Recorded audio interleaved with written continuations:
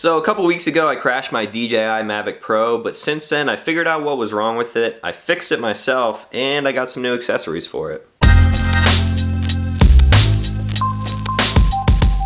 What's going on, everyone? Back with another episode of Stuff and Things, and today we're obviously talking about drones. If there's two things that I've learned about crashing this thing, it's one, to be a little bit more careful with it, and two, if I ever do crash again, to not post it on YouTube. The vlog where I crashed this thing got more dislikes than any other video on my channel, so I was just putting it out there to educate you guys, but I guess I will just kind of keep it under wraps if I ever accidentally crash it again. So if you've watched that video from a couple weeks ago, you'll know that I really wasn't sure what was wrong with it. After I replaced all the broken blades and was flying it around, I was getting a gimbal shake error, and I've seen that error before when flying really fast in sport mode or in really windy conditions and things like that. So basically it was telling me that the gimbal was just not stable. It was either bumping into the housing or something was just messed up with it. So let me explain how this crash happened again. I was trying to get a pull-away shot of a car, which I've done a bunch of times before, but on this day I was on top of a really big hill right near water, so it was pretty windy and I didn't really take that into consideration. So I flew the drone straight in on the path that I knew that I was going to fly directly back out on. However, I wasn't sitting directly in front or behind the drone, so I didn't realize that it drifted a little bit. So I pull in, get ready to set up the shot, and then I just go full throttle backwards. The wind that day was just enough to push the drone right in line with a sign that I was standing next to. So I go full throttle backwards while slowly increasing the altitude and just slammed right into this sign. These back two arms actually ended up bending down and in, and then the drone fell maybe like 10 feet onto the ground. So when I went and picked the drone up, all the arms and everything were intact, but the most noticeable damage was on the blades. There were kind of varying levels of brokenness, but as an example, this is one of the blades. As you can see, there's a pretty good chunk out of it right here.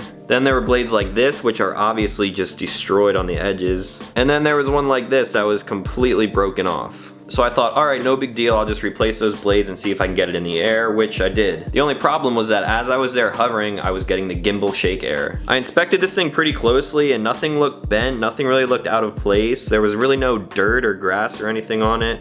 Then the lens was fine, so I really wasn't sure what was causing it. The footage at the time did look okay, but you could tell that there was a little bit of a blur with some movements that you would do with the drone. So after sitting on it for a couple days, I finally took the time to look in depth at the gimbal and figure out what was really wrong with it. Now this might be a little bit hard to show on camera, but I'm gonna do as best as possible. So back under here, you'll notice that the gimbal is kind of on this metal platform. That platform is obviously made to move around, but right in front of my thumb there, the piece that isn't moving is a little plastic like J style hook. So imagine this Allen is that plastic hook that doesn't move, and then my hand is the gimbal platform and my thumb being the actual gimbal. So the way it comes, it's supposed to move freely like this. That's what makes the video stable. However, in the crash, it must have dislodged the top plate and it actually got stuck underneath of that clip. So the gimbal was tilted forward slightly like this and it wasn't allowed to move freely. So after I figured that out, I put the gimbal back in place, put it up in the air, and it was working just fine. The footage was still clear. I got lucky because nothing on the gimbal was actually bent or damaged, so the drone is just good as new. So there's always a little positive in the negative. With all the hate that video got, there is kind of a silver lining. This company Freewell reached out to me. They must have seen my video and thought, man, this kid's an idiot, he's gonna wreck his brand new drone, so let's send him some stuff to protect it. This company makes a ton of accessories for action cameras like GoPro, but also drones obviously. So let me show you what they sent out. First thing, and the thing that might have saved me in my crash, prop guards. These attach to the arms and around the motors of the drone, and it'll obviously protect you from bumps into maybe say a sign? Next thing, landing gear. If you've ever flown a Mavic in high grass or really dusty conditions, you'll know that the way the drone sits very close to the ground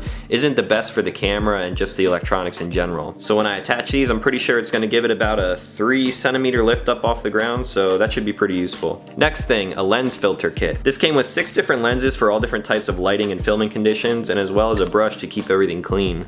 And finally, this hard shell waterproof case. Right off the bat, the quality of this case is kind of surprising. It really feels like a Pelican case. It has really nice dense foam in the bottom here and then nice soft foam on the top. You can see the obvious cutouts for the drone, the controller, 2 slots for batteries, a slot for the battery charger, and then these 3 extra slots here for things like the propellers and any extra wires or accessories that you might have. This case will definitely come in handy on a trip that I'm going on soon. I'm flying out to the West Coast and I wanted to film some stuff with my drone. If you do fly with a waterproof case like this and you don't carry it onto the plane with you, it goes in the bottom, then you'll have to remember to loosen this screw here, which releases all the pressure. If you put an airtight container under a plane at 30,000 feet, I don't know if it's gonna implode or explode. This thing seems pretty solid, but that's just a safety precaution. Now let's go outside. I'll show you guys how to put all these parts on and then we'll do a little bit of flying.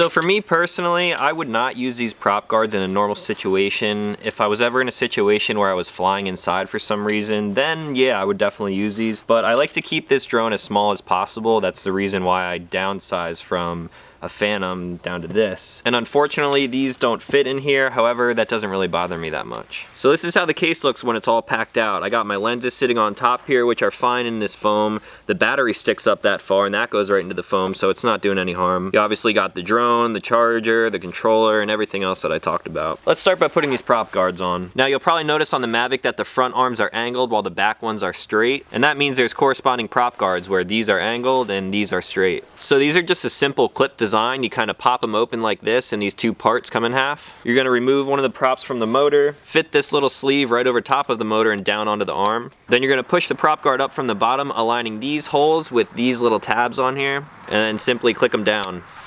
That's it. Reinstall the prop. Do that 3 more times and you're good to go. After all those are installed, this is the footprint of the drone. Obviously it's a little bit bigger, but these really don't add that much weight, so I can't see it affecting the flight time that much. Now let's install the landing gear. The landing gear is also a pretty simple design. It just has left and right, so I'm gonna put the left on the left front foot and then slide the right on the right side. The back half of the Mavic is obviously what has the least amount of clearance when it comes to the blades in the ground, so that's where this is definitely going to come in handy. This is just a little flexible piece with 2 tabs on the inside, and I believe it just clips on the back right like that.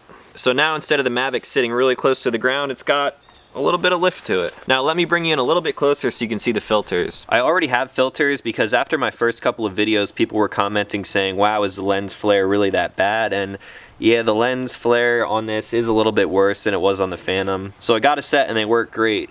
These, however, might work a little bit better. Freewell says that you can put these filters on before you start up the drone and leave them on through the gimbal calibration, so I'm gonna give that a try. It's a little overcast today and kind of crappy outside, so I'm just gonna use a CPL filter. This is the least extreme filter in the pack, and I think it'll be good for pretty much any kind of shooting. So to put this on, you just hold the camera steady and just pop the lens on right like that.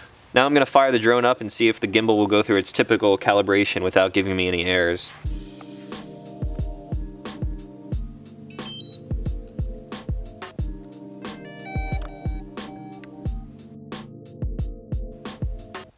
Well, as violent as that looked, that is actually the way that that camera is supposed to function, so everything seems to be all right. One thing that I already like about this landing gear, the ground is a little bit wet right here, and instead of setting the drone down really close to the water, this will kind of keep it up off of the puddles.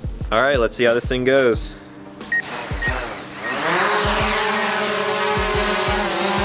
Well, everything seems all right. It's still pretty stable. I'll rock it back and forth so you kind of get an idea of what it looks like. No issues performance-wise just from hovering right here. So let's fly this thing around a little bit. Actually, let me kill 2 birds with 1 stone right now. A couple people in my other videos were asking me how the active track works, so let me just show you how that works real quick. Alright, multitasking at its finest right now. Let me show you how this works. As you can tell, the drone is flying just above my head right now, so I'm going to jump into the menu. I'll open up this menu, go to active track. So now it's in active track mode. What I'm gonna do now is drag a box around my body. The drone notices that there's something there that it's going to track, and then I'll hit it again to accept. Now if I did that correctly, I can just walk around and the drone will kind of follow me, just like that.